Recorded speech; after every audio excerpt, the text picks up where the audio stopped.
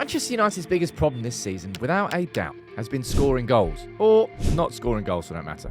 And we need to have a conversation about Rasmus Hojlund, because after a first season where he showed promise and potential, this season has seen him regress massively. It's time to talk about Hojlund. Manchester United have got untold amounts of problems this season, but something that's been a problem for I don't know how many years now.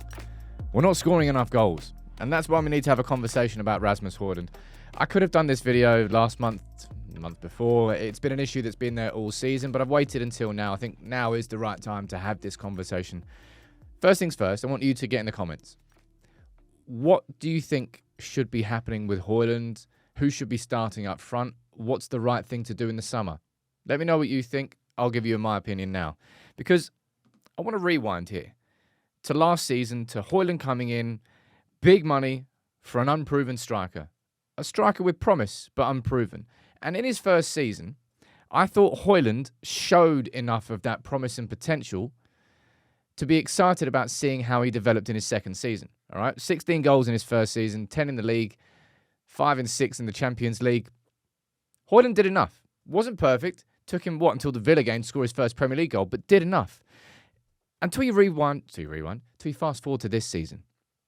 And Rasmus Hojlund, when it comes to the first season for any player, Xerxes, Ugarte, Mazraoui, Hojlund, Anthony, I won't ever make a complete judgment about that player. No 21-year-old striker should ever be coming in to be Manchester United's main man. We all knew that, but that's what it was. This season was about progression from what we saw last season. Instead, we've seen regression. Take a look at this, right? Rasmus Hojlund hasn't scored in his last 16 appearances for United.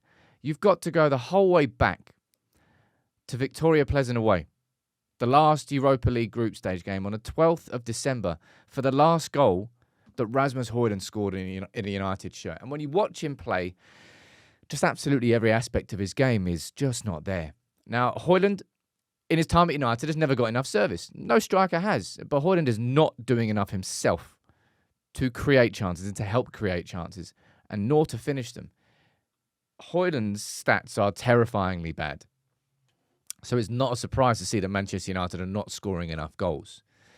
And it feels like we've kind of reached a bit of a, I wouldn't say a crossroads, because a crossroads kind of indicates that there's an alternative. And I'll speak about Chido in a bit next. But United, right now in our squad, senior player-wise, we've got Hojlund, who's a striker, and then Xerxes, who, in my opinion, has been there since the start, and I think we've seen enough evidence of it now. He's not a striker. He himself said he's a 9.5, and he's better as a number 10.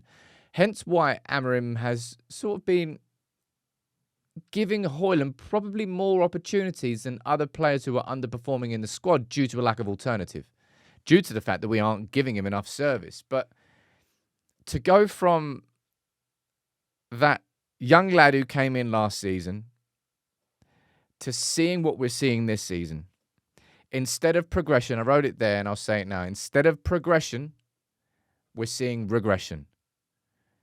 Instead of development, we're seeing a player go backwards. And there won't be any United players, I don't think, anymore, that are allowed to go through 2 seasons at this football club and not develop.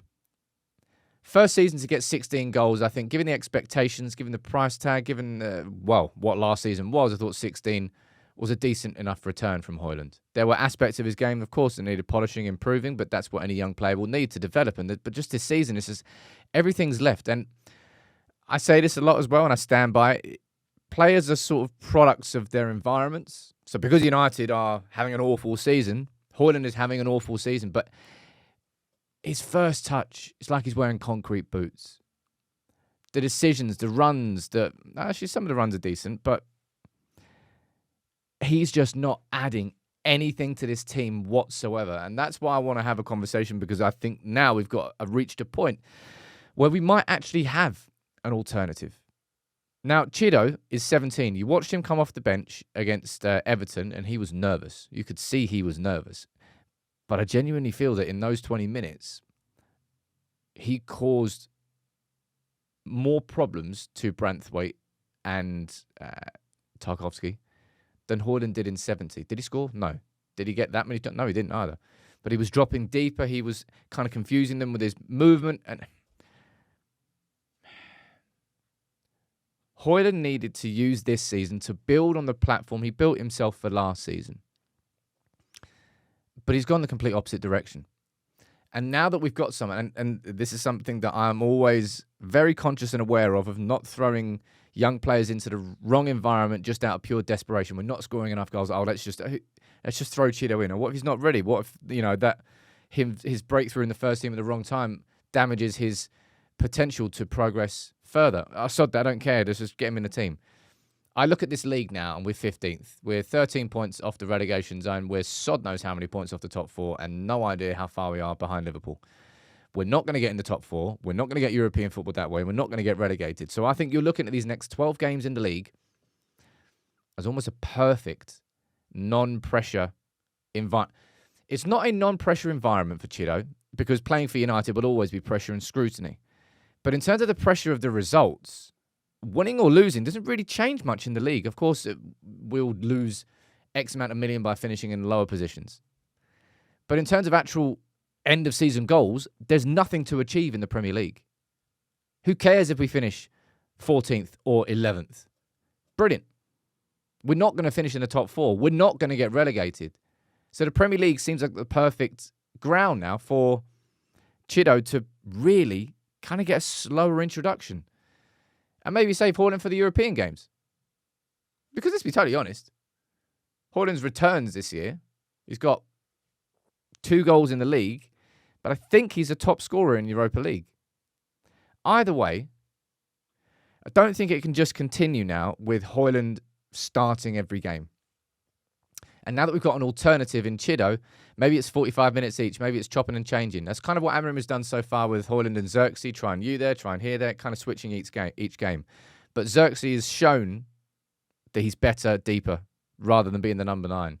And Hojlund has shown that I think he needs... You know how you look at players and you go, well, what's going to help them find their form? Sometimes with players, it's just giving them more opportunities, keep playing them. Sometimes it's taking them out of the spotlight. It's giving them, well, basically dropping them for a couple of games. Maybe sometimes, making them fear that they're going to lose it. What works for one player will not work for another player. But I'll tell you what isn't working right now is Rasmus Hojlund starting as Manchester United centre-forward.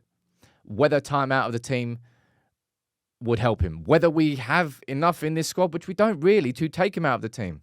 But maybe out the starting 11. You got Ipswich next and you got Fulham in the Cup. I don't know what it is that makes Hojlund refine the promise that he showed in the first season. But truth be told, Hojlund, just like so many other players, could be sold this summer as a consequence. You let me know where you stand on Hojlund, but I think now is the right time to have a conversation about it.